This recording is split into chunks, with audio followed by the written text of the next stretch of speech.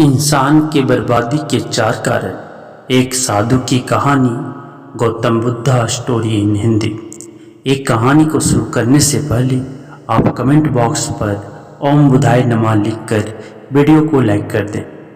दोस्तों, चलिए आज की कहानी इंसान की बर्बादी के 4 कारण को जानते हैं।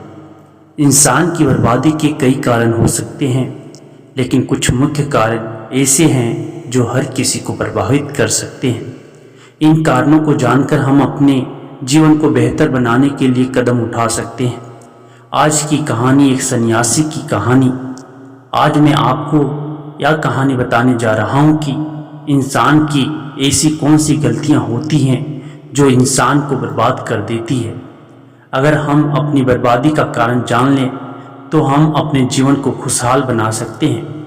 बहुत समय पहले की बात है, एक नगर में एक धनी सेठ रहा करता था। उस सेठ के पास सभी प्रकार की सुख सुविधाएं थी, लेकिन उसके कोई संतान नहीं थी। संतान के दुख में वह हमेशा चिंतित रहता था। फिर एक दिन उसे पता चला कि उसकी पत्नी गर्भवती है और वह अपनी पत्नी का बहुत ख्याल रखता था। इसलिए एक दिन उसके घर पर एक बेटे का जन्म हुआ।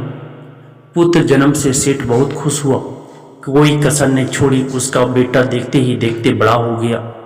तब सेठ ने अपने बेटे को गुरुकुल पढ़ने के लिए भेजने का फैसला किया, ताकि वह पढ़ लिख कर विद्वान बन सके। ज्ञान प्राप्त करने हेतु गुरुकुल भेज दिया गया। गुरुकुल में वह बच्चा अच्छे से पढ़ाई करता था और अपने गुरु की सभी आज्ञाओं का पालन करता था। ऐसे में वह बच्चा धीरे धीरे वहाँ का सबसे होनहार छात्र बन गया। गुरुकुल में बालक ने सभी वेद पुराण और शास्त्रों का अध्ययन किया और एक महान विद्वान बन गया। लेकिन कहते हैं ना कि समय कब बदल जाएगा या कोई नहीं जानता। ऐसे ही एक दिन किसी प्राकृतिक आपदा के कारण उसके माता पिता की मृत्यु हो गई। और जब उसके माता पिता की मृत्यु हुई तो बच्चे की शिक्षा पूरी नहीं हुई थी। और जब बच्चे ने खबर सुनी कि उसके माता पिता अब इस दुनिया में नहीं हैं और उसका सब कुछ बर्बाद हो गया है, तो लड़का इस संसारिक मोह में बह गया। इसके बाद लड़के ने कहा कि गुरुकुल से अपनी शिक्षा पूरी करने के बाद वह अपना पूरा जीवन लोगों की भलाई में बिताएगा। फिर जब बालक की शिक्षा पूरी हुई तो उसके बाद बालक साधु बन गया और वह सांसारिक चीज़ों से दूर हिमालय के जंगल में चला गया। अध्यापन को विश्राम देते हुए समय के साथ उनके सन्यासी की चर्चा चारों ओर होने लगी और दूर दूर से लोग उनके पास शिक्षा लेने के लिए, एजुकेशन लेने के लिए आने लगी। और बहुत से लोग अपनी समस्याओं का समाधान पाने के लिए भी उनके पास आने लगे। वह समस्याओं का समाधान बड़ी आसानी से कर देता था, जिससे वह पूरे राज्य में प्रसिद्ध हो गया। परंतु जिस नगर में वह रहता था वहाँ का राजा क्रूर व्यक्ति था। जब राजा को तपस्वी के बारे में पता चला तो उन्होंने तपस्वी से मिलने का फैसला किया। अगली सुबह राजा तपस्वी से मिलने के लिए अपने महल से निकल गया और फिर वह उसकी कुटिया की ओर गया। और वहाँ पहुंचकर राजा ने जब उसे साधु के रूप में देखा तो वह उसे देखता ही रह गया। उसके चेहरे पर एक अलग ही तेज था। जब वह साधु के पास पहुंचा तो उसे असीम शांति का अनुभव हुआ। साधु को प्रणाम किया और उसके पास बैठ गया और उससे बातें करने लगा। वह राजा पहली ही मुलाकात में साधु के व्यक्तित्व से इतना प्रभावित हुआ कि उसी समय से उसने अच्छाई के रास्ते पर चलने का फैसला कर लिया। और मैं सोचने लगा कि इतनी सी मुलाकात में यह साधु मुझे इतना बदल सकता है, तो ऐसा हमेशा रहेगा। यदि तुम मेरे साथ रहोगे तो मेरा जीवन बदल जाएगा। और यह सोचकर राजा साधु से अपने महल में चलने का अनुरोध करने लगा। राजा का आग्रह सुनकर सन्यासी मना नहीं कर पाया और वो राजमहल चलने को तैयार हो गए। तब राजा सन्यासी को महल की ओर ले गए। महल पहुंचकर राजा ने साधु की बहुत खातिरदारी की और उसके बाद राजा ने साधु को एक दाहिने कमरे में भोजन कराया। भोजन के समय साधु ने राजा को धन्यवाद दिया और राजा से जाने की अनुमति मांगी। यह सुनकर राजा ने कहा कि आप हमारे बाग में जब तक चाहे तब तक रह सकते हैं। आपको यहाँ किसी भी प्रकार की असुविधा नहीं होगी। और आप यहाँ रहेंगे तो हमारे लोगों को भी अच्छा लगेगा और हमें भी अच्छा लगेगा। यह सुनकर साधु ने राजा का प्रस्ताव स्वीकार कर लिया। राजा के आदेशानुसार सेवकों ने एक सुंदर कुटिया बनाई। उसके बाद साधु उसी कुटिया में रहने लगा। राजा ने उनकी बहुत सेवा की, लेकिन कई वर्षों के बाद राजा और रानी को किसी जरूरी काम से दूसरे राज्य में जाना पड़ा, लेकिन उन्होंने साधु की सेवा के लिए एक सेवादार नियुक्त कर दिया। लेकिन राजा के जाने के बाद वह सेवादार बीमार पड़ गया और अपने घर चले गए और कभी लौटकर वापस नहीं आया। तो तपस्वी को गुस्सा आ गया और उसने राजा को खूब खरी खोटी सुनाई और राजा से कहा कि जो जिम्मेदारी आप पूरी नहीं कर सकते वह जिम्मेदारी आप क्यों लेते हो। तब राजा ने तपस्वी से पूछा और कहा कि सन्यासी, क्या मुझसे कोई गलती हो गई है तो इसके लिए मैं आपसे क्षमा मांगता हूँ। कृपया मुझे क्षमा करें और मेरा क्रोध शांत करें और बताएं कि क्या हुआ था। यह सुनकर साधु ने उससे कहा कि तुम्हारे जाने के बाद मुझे यहाँ किसी ने भोजन नहीं दिया और मुझे कई दिनों तक कष्ट सहना पड़ा। यहाँ आकर मैं भूखा रहा और किसी ने मुझसे मेरा हाल भी नहीं पूछा। यह सुनकर राजा ने तपस्वी से माफ़ी मांगी और कहा कि आज के बाद ऐसी गलती नहीं होगी। फिर कुछ देर बाद मामला शांत हुआ। जब राजा और तपस्वी के बीच बातचीत चल रही थी, रानी भी छुप कर सुन रही थी। यह सारी बातचीत उसके बाद राजा ने उसे तपस्वी से शिकायत का मौका नहीं दिया और उसकी सेवा खूब सेवा की। लेकिन कुछ दिनों के बाद राजा को किसी जरूरी काम से अपने राज्य से बाहर जाना पड़ा। लेकिन इस बार राजा ने राज्य से बाहर जाने से पहले अपनी रानी से कहा कि जब तक मैं ना आऊं तब तक तुम स्वयं ही उस तपस्वी की देखभाल करोगी। यह सुनकर रानी बोली, हाँ महाराज, आप अवश्य जाइए, मैं सन्यासी महाराज की अच्छी देखभाल करूंगी। बाद में रानी प्रतिदिन भोजन बनाकर सन्यासी महाराज के पास भेजती थी। लेकिन एक दिन रानी स्नान करने चली गई और साधु को भोजन देना भूल गई। भोजन क्यों नहीं आया, इसके बाद साधु ने सोचा कि वह स्वयं महल में जाकर देखेगा कि अब तक भोजन क्यों नहीं आया, और फिर वह महल में पहुंच गया। जब वह महल के अंदर पहुंचा तो वहां उसकी नज़र रानी पर पड़ी। रानी के लंबे लंबे घने बाल, काले केस जो कि उसकी कमर पर लहरा रही थी, उसकी कजरारी आंखें जो देखने मात्र से ही घायल कर दे, उसकी हिरनी जैसी चाल। रानी के इतने सुंदर रूप को देखकर सन्यासी चकित हो गया और रानी की सुंदरता सन्यासी के मन में घर कर गई और वह वहां से बिना कुछ कहे ही अपनी कुटिया में लौट आया।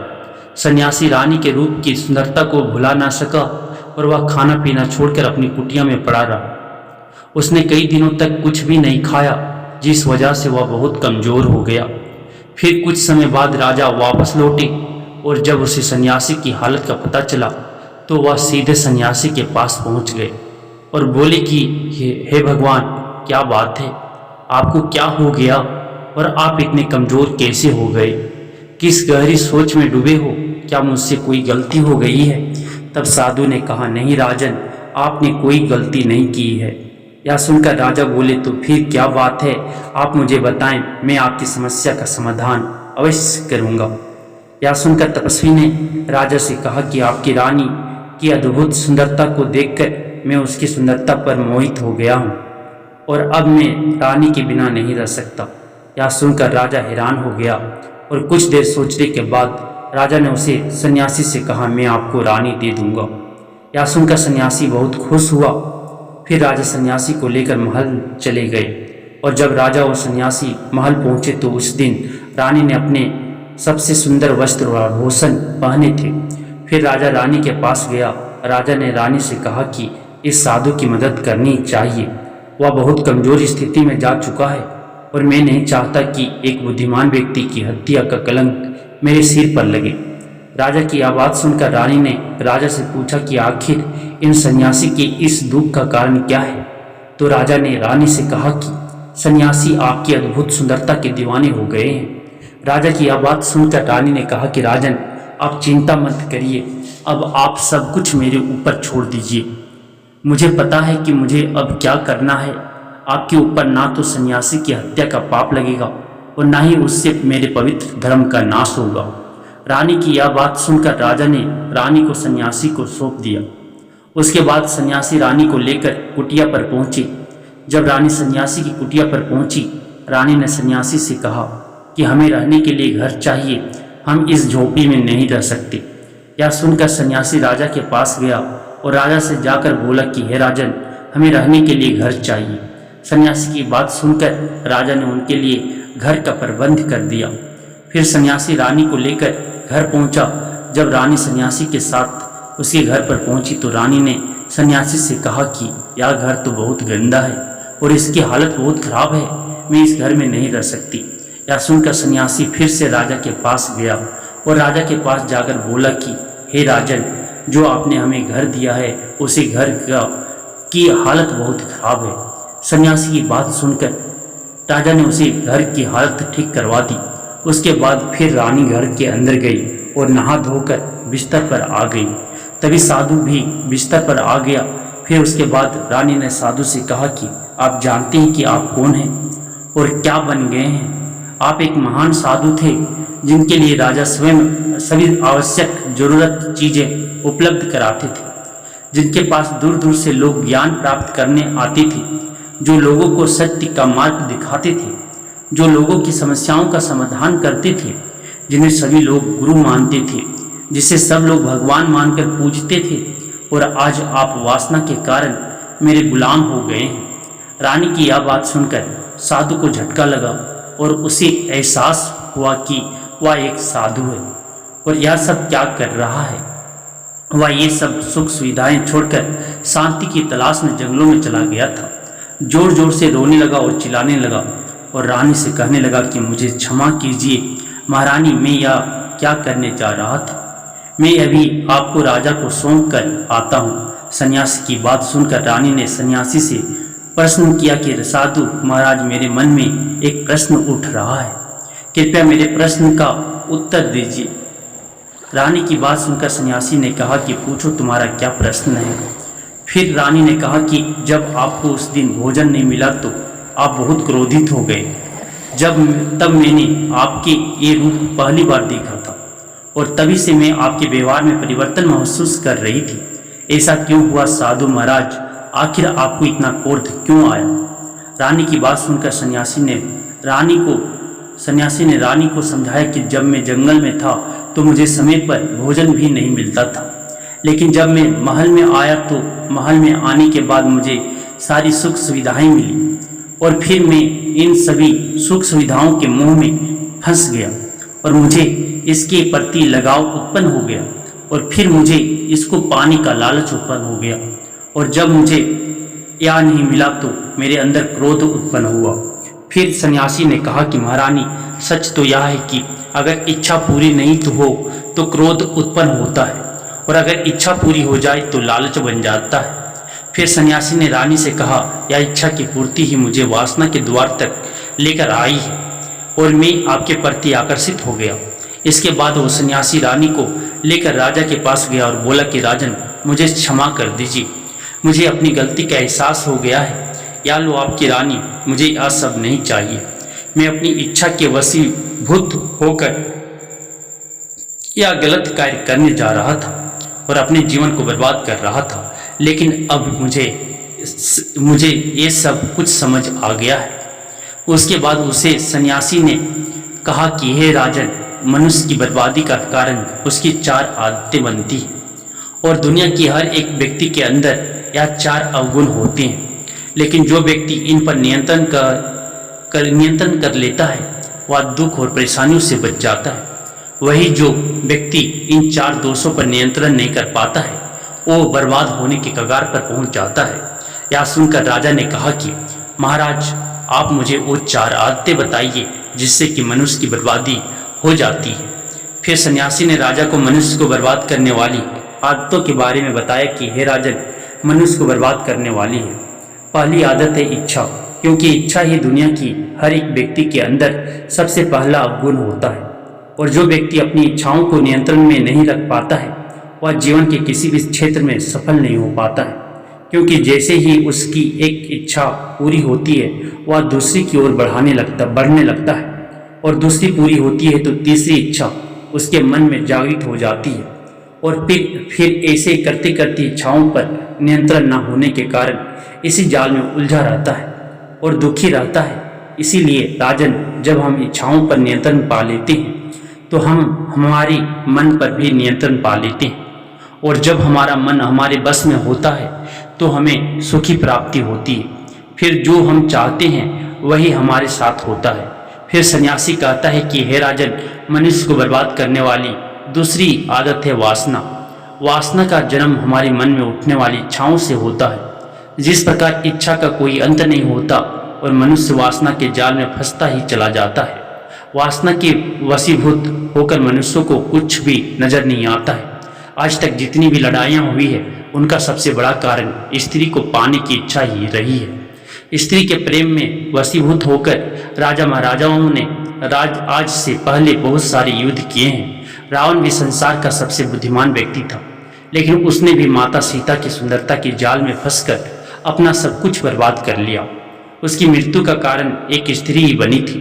कई राजा महाराजा तो युद्ध में इसलिए हार गए क्योंकि वो लोग स्त्री से रासलीला रचने में ही रह गए। ईश्वर ने तो स्त्री की उत्पत्ति इस संसार को बढ़ाने के लिए की है, लेकिन आजकल लोगों ने इसे अपनी वासना का शिकार बना लिया है, अपने मनोरंजन का साधन समझने लगे हैं, और जब उन्हें अपना यह मनोरंजन नहीं मिलता तो वो पागल हो जाते हैं। वो ना जाने क्या क्या कर बैठते हैं। इसीलिए हे राजन, जितना हो सके उतना वासना से दूर रहना चाहिए। फिर सन्यासी कहता है कि हे राजन, मनुष्य को बर्बाद करने वाली तीसरी आदत है क्रोध। क्योंकि जब मनुष्य की वासना की पूर्ति नहीं होती है तो उसके अंदर क्रोध उत्पन्न हो जाता है, और जब व्यक्ति को क्रोध आता है तो उस पर उसका नियंत्रण नहीं होता, और फिर वो क्रोध में आकर कहीं गलत निर्णय ले लेता है।